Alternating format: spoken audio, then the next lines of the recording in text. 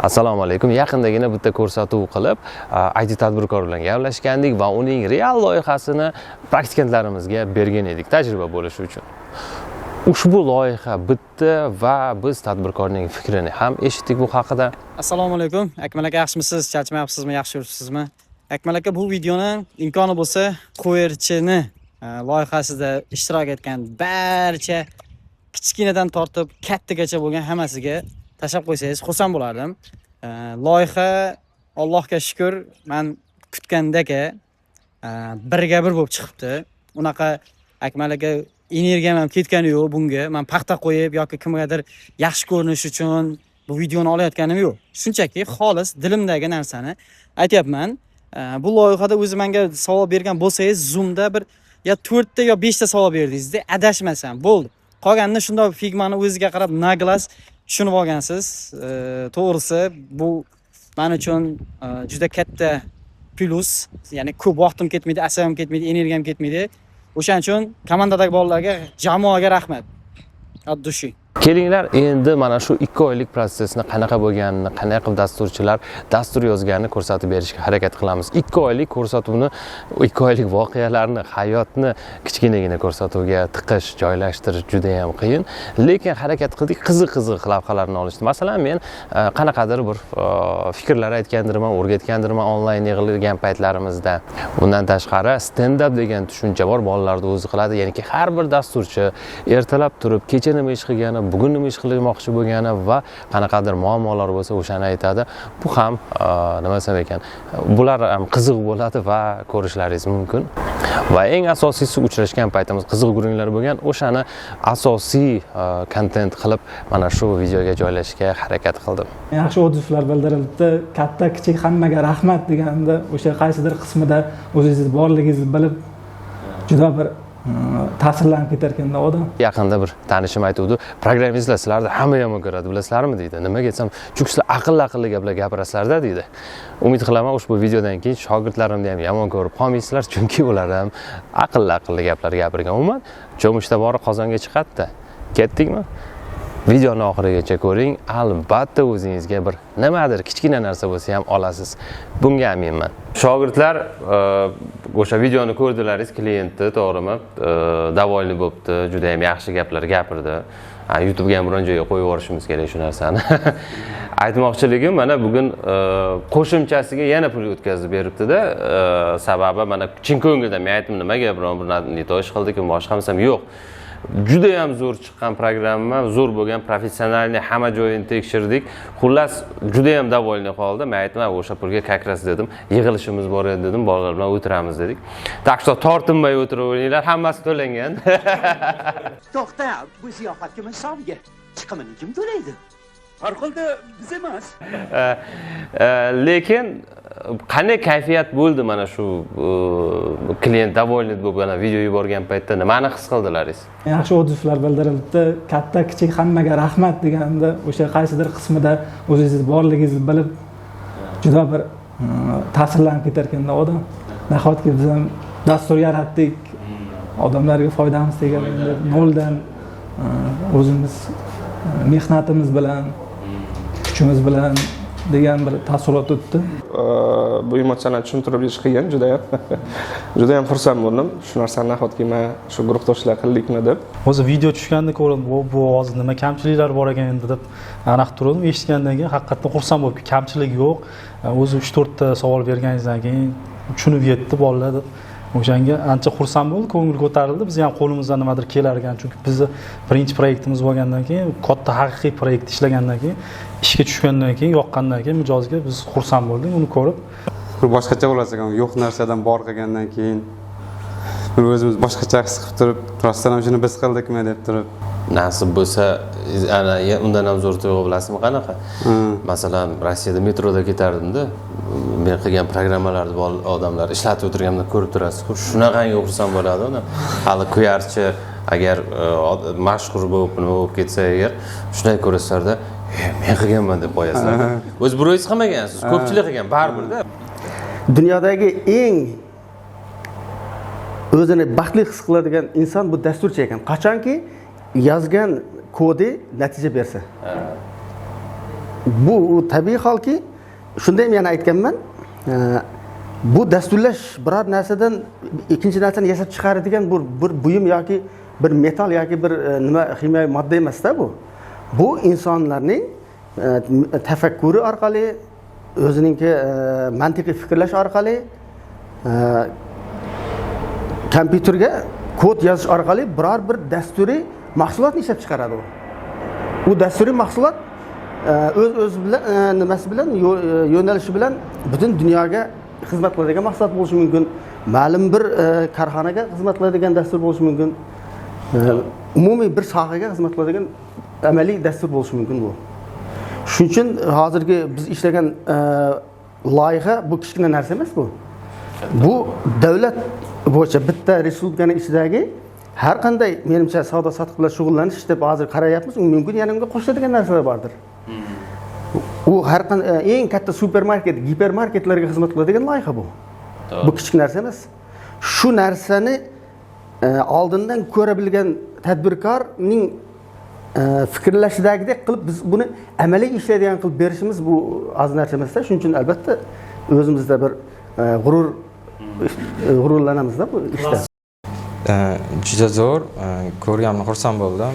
Shunchalik ko'ngildagidek chiqarib berganimizdan. Boshida xavotir oldim ochishga, o'yladim, kamchilik deb o'yladim. Kamchiliklarni aytsa kerak, hozir yana bir oy kamchiliklarni qilib nima qilamiz deb o'ylab turdim. Qarasam, birdan o'zi ham xursand bo'lib gapirishni boshladi. Keyin men ham shu nima fikrga keldim. Demak, boshqa nimalarida, praktikantlarda unaqa jo'shmaganligi uniki ham bilinib turibdi-da, chunki jo'shqinlanib gapirdi-da. Xursand bo'ldim, mana bittada topshirildi, men kutmagandim deb aytgan natijalarim hisobiga o'zim ham ichimdan xursand bo'ldim o'sha nimani. Oldin u nimalarga bermagan. Praktikantlarga bermagan, u professional dasturchilarga qildi. Hatto unda вообще ekan. Unda boshqa ekan. Bu jiddiy, u birinchi marta berib ko'ryapti-da va o'zi ham kutmagandi mana shu. O'sha men uni hayajoni ko'rinib turibdi-da videoda. O'shandan уже demak, Xudoga shukr, ustozi boshchiligida shu praktikada demak ancha mukammal darajada topshirgan ekanmiz degan fikrga keldim keyin. Zo'r bo'ldi proyekt. Rahmat sizlarga. Bu momentni ta'riflashga menga til ojiz. Yana eng nimasi juda ham xursand bo'lganman shu proyektga o'zimni bir hissamni qo'shganim. Chunki boshqa sohalar bo'yicha qandaydir men rahmatnoma olganman odamlar tomonidan o'sha rag'batlantirish. Lekin imенно bu sohada endi birinchisi bo'lyapti-da. O'shaning uchun ancha boshqacha bir tuyg'u bu. Va yana menda shunaqa nimaki istoriyaki imенно mana shu Qodirov akademiyasida juniorda o'qidim va middle'da olganimda men hayotimda o'zgarishlar boshlanganini his qila boshladim. Masalan, baraka kirgani, moliya jihatda, rizq tomonidan shu o'zgarishlarda imенно mana shu kursni boshlagandan keyin shu menda katta o'zgarishlar bo'lganini sezib boshlaganman va buni menga shu o'zimning yaqinlarim ta'kidlaydi. O'sha bu nima hammasi shu ilmga qilingan investitsiyaning natijasida. Men dasturlashni boshlaganimga 1 yil bo'ldi. Junior va middle kurslarini o'qidim. Qodirov dev akademiyasida.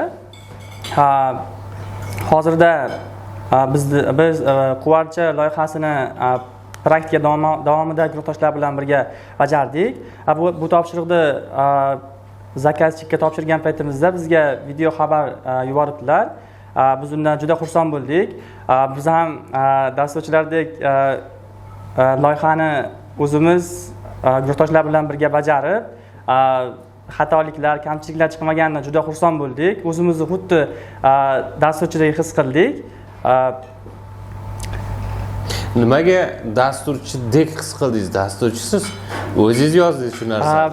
Ayniqsa masalan siz juda ham ko'p vaqt ajratdingiz proyektga, team lead bo'ldingiz, bir necha bor team lead bo'ldingiz, boshqalarni ham kodini tekshirdingiz, lekin haligacha dasturchilardek deb gapiryapsiz-da. Hozir masalan birgalikda ishladilaringiz-ku proyekt ustida. Bir o'zingizga masalan biron bir proyekt berilayotgan bo'lsa qila olasizmi? Ha, qila olaman. Olasizmi? Shunaqa O'yingiz bormi? Inshaalloh qiladi bitta o'zi. To'g'riligi 3 oyda bitta. Buyurtmachi tomonidan bildirilgan arzivlar juda chiroyli chiqqan. Rahmat aytamiz. Bu narsani shu imkoniyatni yaratib bergan o'zlariga ham rahmat aytamiz. Bizni bilimlarimizni sinab, bilimlarimizni shu ishlatib, real holatda mana shuni bir to'liq loyiha holatiga keltirishdan yordam bergan barchaga minnatdorchiligimizni bildiramiz.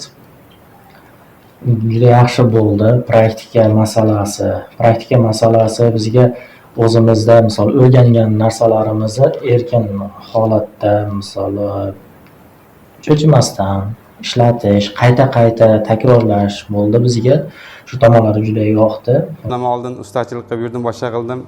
Ustalar endi u yerga borsa burchaklariga qaraydi, atkozga qaraydi, o'shanga qaraydi. Elektriklar boshqa joyga borsa tokiga qaraydi. Endi hozir dasturlashni o'rgangandan keyin biror narsa bo'lsa dasturlashni, masalan, dasturlar bo'ladi, Telegram yo boshqa narsa bo'lsa, keyin o'shalarni qanday qilishlari shularni o'ylab qo'yasiz ekan keyin. Qanday qilsak bo'ladi? Analizga ketadi. Keyin masalan o'sha qovarchini qilayotganda boshqa dasturda bitta narsani ko'rib qolsangiz, buni ham shunaqa qilsak bo'ladi ekan degan shunaqa fikrlar kelib qolar ekan, keyin shular haqida o'ylab qolasiz ekan keyin. Hayotda ham juda yuzaki qarar ekanman, o'ylab qarasam.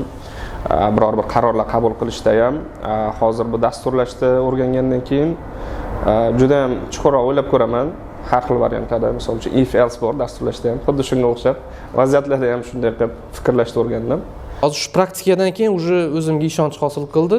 Masalan, liboy bir yangi dastur ishlash nimasini berishsa, уже fikrlab nima qilish kerak, nimadan boshlash kerak, shu sizlar qo'yib bergan vazifalar, sprintlar bo'yicha уже ko'zim yetishni boshladi qilish. Уже 2 yil desa ham bo'ladi. 2 yil bo'ldi. Noldan boshlaganiga o'sha junior, medial bitta narsaga xursandman.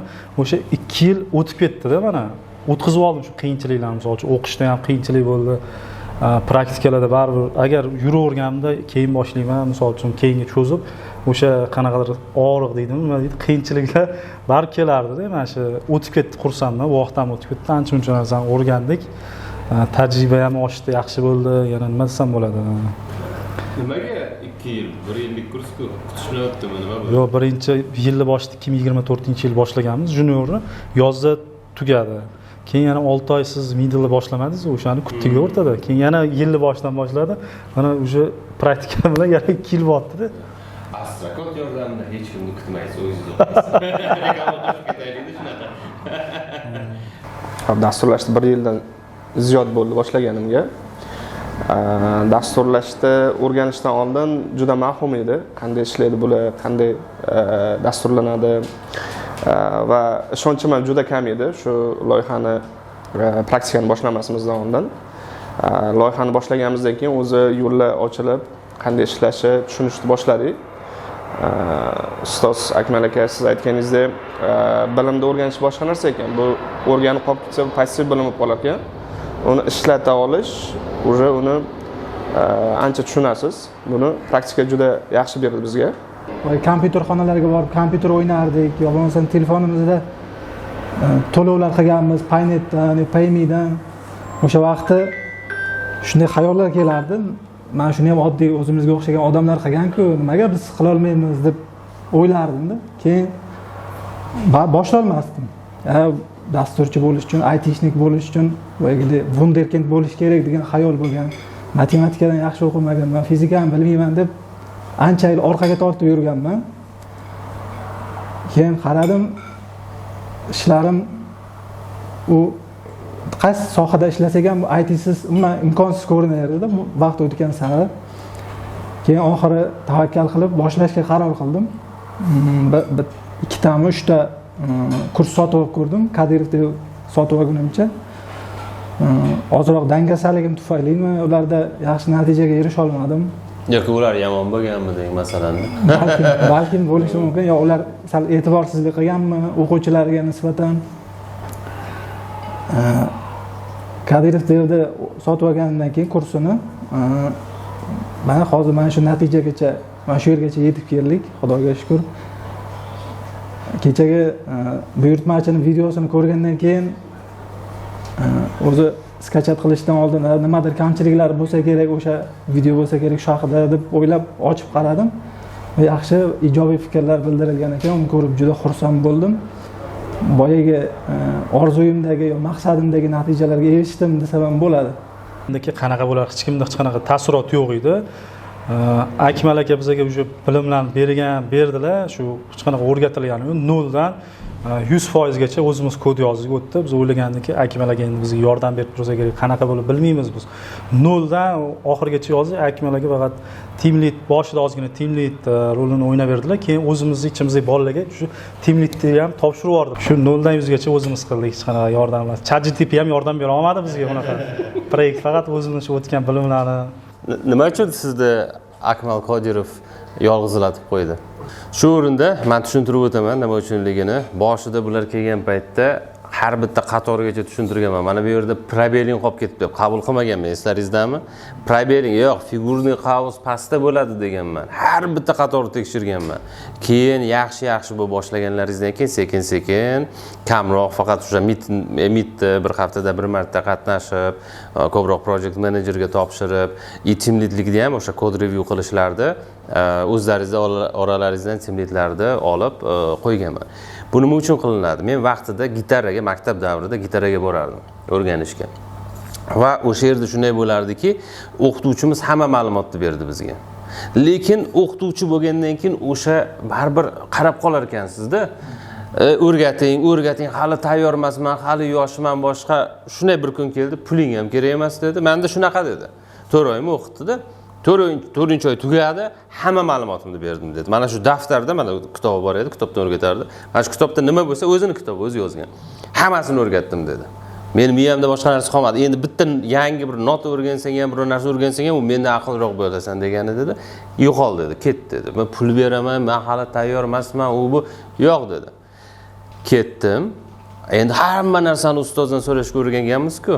Keyin ustoz yo'q, savolga ham javob bermaydi, boshqa ham qilmaydi. Keyin shu gitarani olib bir muzikalarni qo'yib, boshqa qo'limdan kelmaydi deb qarasam bilar ekanman, o'rgatilgan ekan. Lekin izlanish kerak, harakat qilish kerak, intilish kerak va mustaqil bo'la oldim o'shandan keyin. Xuddi mana bu qush bolalarini tashlab ketadi-ku, shu mustaqil bo'lsin deb. Xuddi shunaqa ustozlaringiz vaqti kelgan paytda uveren bo'lgandan keyin sizlar bo'ldi, nima qildilaringiz, lekin endi psixologik jihatdan sizlarni mustaqil qilish uchun tashlab ketadigan davr bo'ladi. Lekin har doim o'sha kodlaringizni ko'rib borib, masalan, team lead orqali bo'lsa ham kodlaringizni ko'rib turdim va eslaringizda bo'lsa keyinroq bo'lsa ham, mana bu kodni mana bunday qilsizlar deb aytib turdim. Lekin eng yo'qotgan tomoni hozir men siz aytganingizdek, bir qator ham kodni men yozganim yo'q proyektda. Hammasini o'zlaringiz qildilaringiz va qo'llaringizdan keldi. Kuchli proyektni o'zlaringiz qila oldilaringiz. Bu juda ham xursand qiladi. Praktikaning zo'r joyi siz o'rgangan middle bilan juniordagi berilgan narsalarni oynasi ekanda. Oynaga qaraganda o'zingizning kamchiligingiz sirazi ko'rinadi. Praktikada o'sha ko'rib chiqqan lamp ko'rinadi-da, kamsingizda. Keyin o'sha bo'yicha ko'proq ishlashga majbur bo'lasiz ekanda. O'shanisi zo'r foyda berdi. Strakodni endi xohlagan paytda kirib ko'rsangiz bo'ladi. Masalan, kechqurun xohlasangiz, ertalab xohlasangiz, obedda shuni kirasiz, tayyor turadi. Agar ustoz bilan bo'ladigan bo'lsa, ustozga qachon vaqtingiz bo'ladi, qachon bo'ladi deb yozsangiz, ertaga yo undan keyin javob berishi mumkin. Astrakodda shunday savol-javob qilasiz, sirasiz javob qaytaradi. Keyin bu platformada ko'proq bilim berilganligini, ko'proq mazkur baribir ustozlar bir xil joyda tashlab ketishligi yoki bir narsani esdan chiqarib qo'yishligi mumkin. Lekin Astrakodda ancha to'liqroq mashqlar bilan juda ham boyitilgan ekan. Men hammaga maslahat beraman Astrakodda o'qishni. Qilsa bo'lar ekan bu narsani. Oldin yetardi, oddiy odam aytishni kursi misol uchun u hamma narsa kallasi yetadi, u aqlli bo'lib tug'ilishi kerak, geniy bo'lishi kerak degandek shunchalar bo'ladi-da oddiy odam, lekin o'rgansa bo'lar ekan. U qobiliyat degan narsa emas. Libo odam agar qiziqishi bo'lsa, o'rganib ketar ekan, keyin mazza qilib ishlayverasiz. O'rganish kerak. Hozir ayniqsa yoshlarda ko'p vaqti bor. Misol uchun bizning yoshimiz kattaroq, sal o'rta yosh degan bo'ladi. Oila ro'zg'orlardan o'tib, mana shu dasturlashni o'rgandik. Yoshlarda imkoniyat ko'p. Qilib ko'rish kerak. Hech bo'lmaganda Steve Jobs aytgandek, sizga o'ylashni o'rgatadi, eng kamida. Fikrlashingiz o'zgaradi, dunyoqarashingiz. Praktika boshlangandan keyin stand up qilish kerak bo'ldi. Har o'sha narsa meni rosa tarbiyaladida. O'zi juda sal dangasaroqman tabiatan. Bir ikki marta qolib ketdi. Keyin boyagidek gap eshitdim sizdan, menejerimizdan gap eshitgan. Shu guruhdan chiqib ketmay deb turib o'shani o'rgandimda, o'zimga qabul qildim. Endi har kuni ertalab turamanda soatga qarayman, soat 10 bo'lib ketmadimi deganda, kechikib qolmadimmi deb sразу nimani jo'natib qo'yaman, stand upni videosini, tekstini. Ancha stand up mas'uliyatga o'rgatar ekan. Ancha mas'uliyatli bo'ldim. Ko'p ishlarimni oldin orqaga tashlab qo'yardim. Ertaga qilaman, dushanba kuni qilaman, yangi yildan qilaman degan narsa bo'lardi. O'sha mas'uliyatga o'rgatdi ancha. Sizga katta rahmat. Rahmat. Project menejerimizga ham rahmat. Project menejerimizga ham rahmat. Endi bitta narsa borda, hozir mana shu stand upni hayotimizga ham qilishimiz kerak-da. Men hayotimda hammaning maqsadi bor. Kimdir millioner bo'laman degan, kimdir biron bir ishga kiraman degan bo'lishi mumkin, kimdir mashina olaman deyishi mumkin, farqi yo'q. Qanaqa niyat bo'lmasin, har kun stand up qilish kerakki, kecha hayotimni o'zgartirish uchun yoki falonchi maqsadga yetish uchun nima ish qildim? Yoki bo'lmasa, bugun nima ish qilmoqchiman? Agar hech narsa qilmagan bo'lsangiz, qanaqa muammolar bor? Men nima uchun shu narsani qilmayapman deb har kun soat ertalab 10 gacha shu narsani fikrlab, bugunni planlashtirib olsangiz, menimcha, любой kishi istagan maqsadiga yetishi mumkin. Bizda ikkita bo'lim bo'ldi. Ya'ni junior bilan middle kursni o'qidik, ko'p narsa o'rgandik. Hamma narsani o'rgandik. Dars oxirida vazifa beriladi, vazifani qilamiz. Vazifa juda ham oson, chunki o'rgangan narsamizni tezgina bajarib qo'yamiz. Lekin 3-bosqichga o'tgan paytimizda o'ta juda ham boshqa atmosfera, xuddiki ishxonada berayotgan atmosferani bu yerda ham biz ko'rishimiz mumkin ekan. Xuddi ishlayotgandek his qildim. Bu yerda keyin bilimlarni borgan sari qotirdik, ya'ni hamma o'rgangan narsamizni ishlatib ko'ra oldik. Bu ancha yaxshi tuyg'u ekan, bilimimiz ancha qotdi. Ya'niki bu bilimni qayerda ishlatish kerakligini o'rganib oldik praktika orqali. Aytyapsiz-ku, ishxonadagidek his qildim deb. Boshida sizlarda ishdagidek his qildirish juda ham qiyin bo'ldi aslida. Hech bir ishday qabul qilmadilaringiz-da. Keyin siz aytdingiz, Sherzod aytdi menimcha. Bu ham ishday tasavvur qilaylik. Shu puli yo'q, lekin oylikdan tashqari hammasi o'zida degandan keyin bir o'zgarish bo'ldi gruppada, sezdilaringiz-mi? Shundan keyin hamma ishxonada nima qilib, jiddiyroq bo'ldi. Boshida mas'uliyatga chaqirish sal qiyinroq bo'ldi. O'zi bo'ladi. Mana bu Ford ham zavod qilgan paytida hamma xohlagan payt chiqib ketaverganda, u bilmagan u soat masalan 8 dan 8 gacha ishlash kerakmi, 6 gacha ishlash kerakmi? Bunaqa narsa bo'lmaganda endi birinchi fabrikalar paydo bo'layotgan paytda. Hindlarda ko'pda. Hayotimga ta'sir qildi lekin. Behazil aytaman, nimadir ishlarni qilsangiz o'ylaysiz-da, chunki unda ko'p o'ylayverib, o'ylashga o'rgatadi baribir. Hayotdagi nimadir ish, uyingizda oddiy ish qilmoqchi bo'lsangiz, o'ylaysiz, hozir buni qilsam qanaqa bo'lar ekan, shu yo'llarni qidirasiz, o'ylaysiz, fikrlaysiz, qaysi tomon oson bo'ladi, nima qilsa nima bo'ladi. Algoritmsiz. O'shanaqa, rostdan mana shunaqa ishlar bo'ldi lekin. Men dasturlashga kirib kelishdan oldin arxitektor bo'lmoqchi edim. Lekin hamma joyda baribir dasturlash, kompyuter ishlatilishini bilib turib, universalroq, hammaga mos keladigan, ya'ni kasbimni yo'qotib qo'ymaslik uchun dasturlashga kirdim. Men hayotim ancha o'zgartirdi. Hozir o'rganib bo'lib, kurslarni tugatganimdan keyin o'sha ko'zim yetyapti. Keyingi 10 yillikda qanaqa rejalar tuzib hayotimni ko'rishi, keyingi 10 yilda o'zimni hayotimni qanaqa ko'rish tasavvurlar bor o'sha. Ya'ni kasbimni yo'qotib qo'ymasligi ishonchim komil. Bu sohaga kirib kelishdan oldin shu sartaroshlik qilganman. Keyin bu sohaga qiziqqanligim uchun tavakkal boshlab yubordim. Ancha yaxshi bo'ldi effektlari. Qozog'iston Respublikasi, Turkiston viloyati Sayram tumanida tug'ilganman.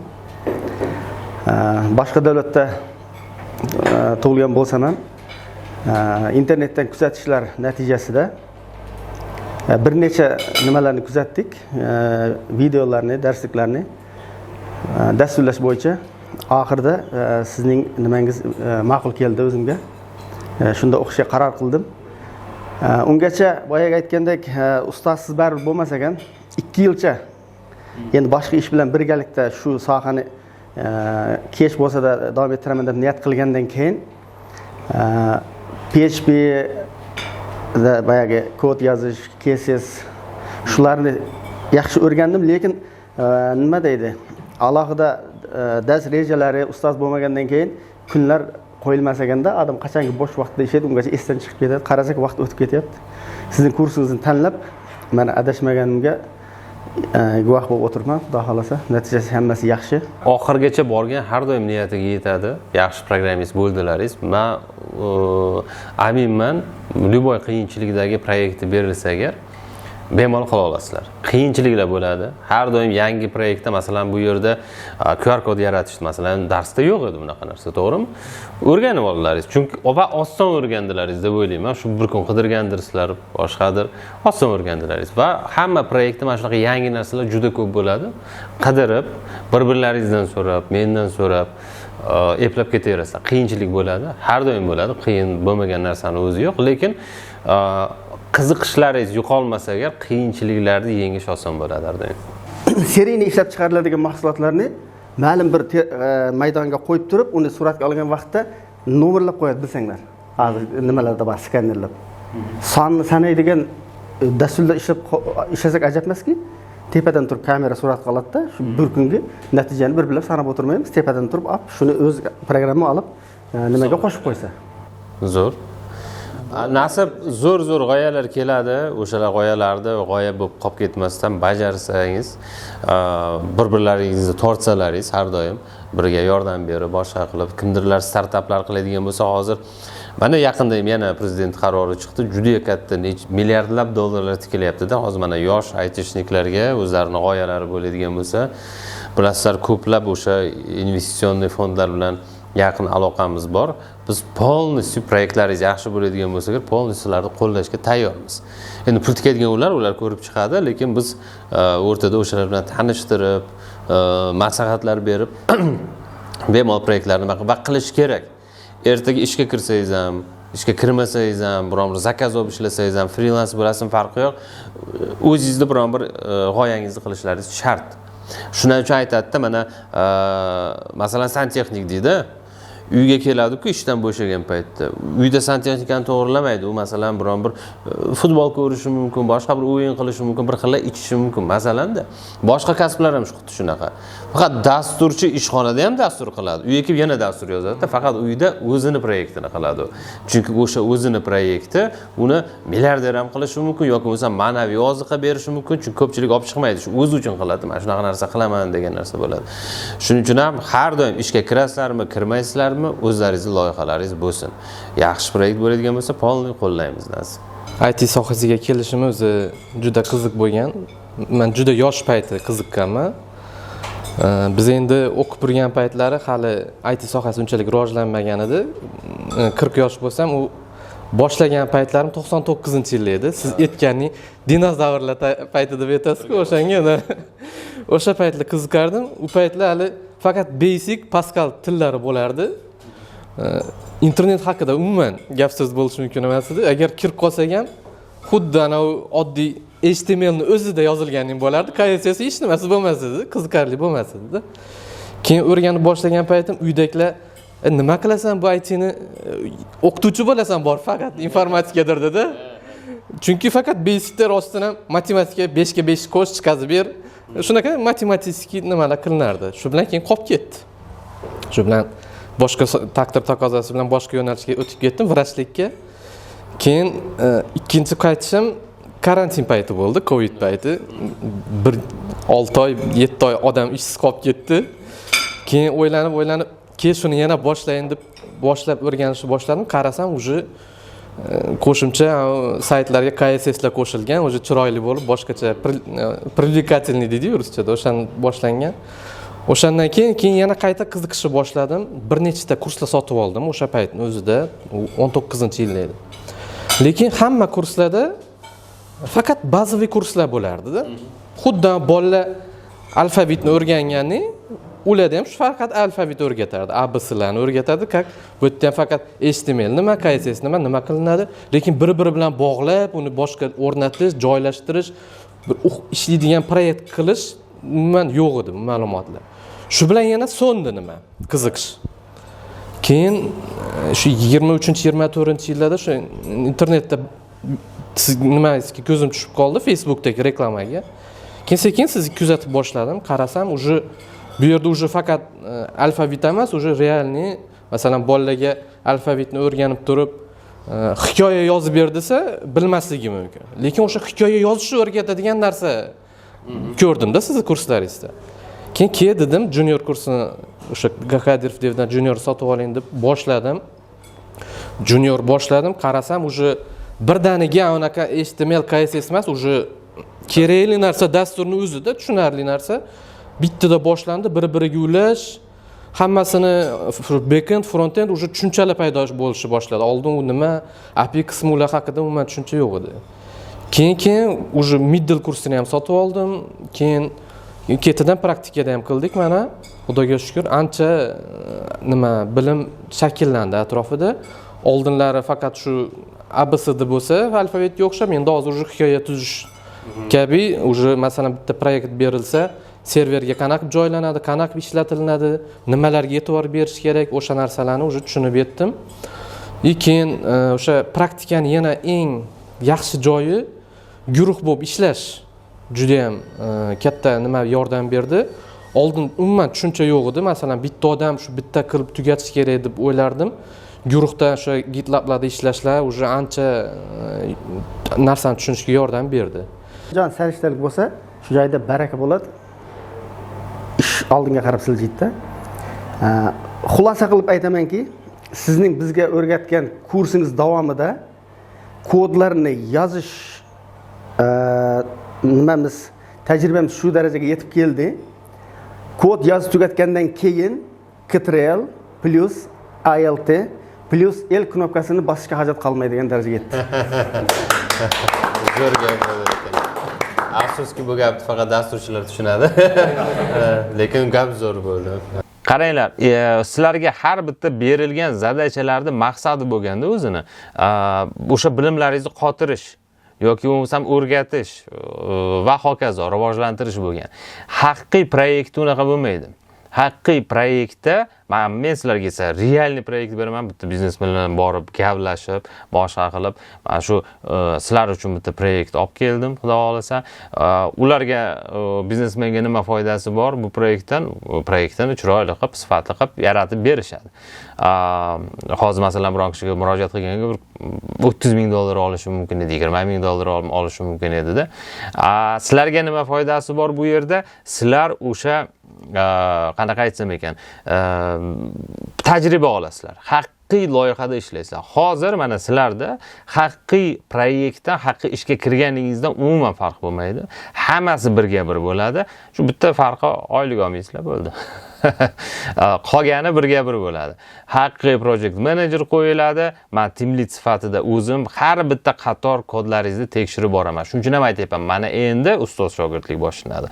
Chunki real proyektda ishlaysizlar. Bu rostdan ham nasib bo'lsa, hammasini bitirib chiroyli qilib topshirganimizdan keyin nima bo'ladi? Bu internetga qo'yiladi, uni real mijozlari bo'ladi. Sizlar ishga borgan paytda mana shu proyektni men qilganman deysizlar. Gapirib bera olasan, mana bu qismini qilganman, bunaqasini qilganman. Bitta knopkani bosgan paytda QR kodni skan qilish imkoni bo'lish kerak.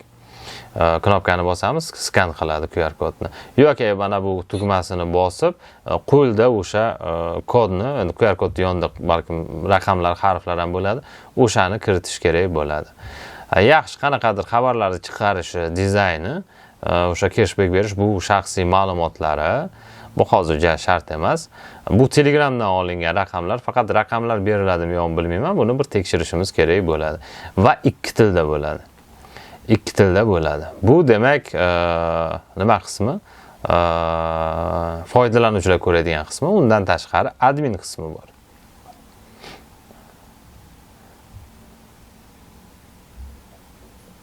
Admin qismida shu avtorizatsiya bo'ladi, har xil statistikalar bo'ladi. Bularda endi o'sha zadacha qo'yilayotgan payt konkretni tushuntirib beriladi. Kecha men o'sha promo code collection entitysini yaratib tugatgandim. U yerda kamchiliklar bor ekan. Kamchiliklar nima? Endi security qismini qilmagan ekanman. Uni hozir mana bu yerda security qismini qildim, bajardim mana bu yerda. Keyin factory ham yaratdim bunga bitta. Xo'p, endi bunga yana qo'shimcha qilib ustoz test yozishimni ham vazifa qilib berdi. Endi bugun xudo xolasa o'sha testni yozib yozmoqchiman bugun. Hammaga assalomu alaykum. Kecha Shop Managers Page ustida ishladim. Xato kamchiliklar bor edi. Punktlar qo'shish kerak bo'ldi. Mana bu oynaga o'tganimizda kebab menyuga bossak, menejerlar chiqadi. Menejerlarga bosganimizda ro'yxat chiqadi menejerlarni. Bu punktda kebab menyuga tahrirlash punktini qo'shdik. Kecha yo'q edi bu narsa. Uni tagidan o'sha maxfiy kodlar, ya'ni o'sha menejerlarni maxfiy kodlarini almashtirish mumkin, o'zini pasportini, parollarni. Tepada yana menejer qo'shish joyida ham har xil ma'lumotlarni to'ldirsangiz qo'shiladigan narsa.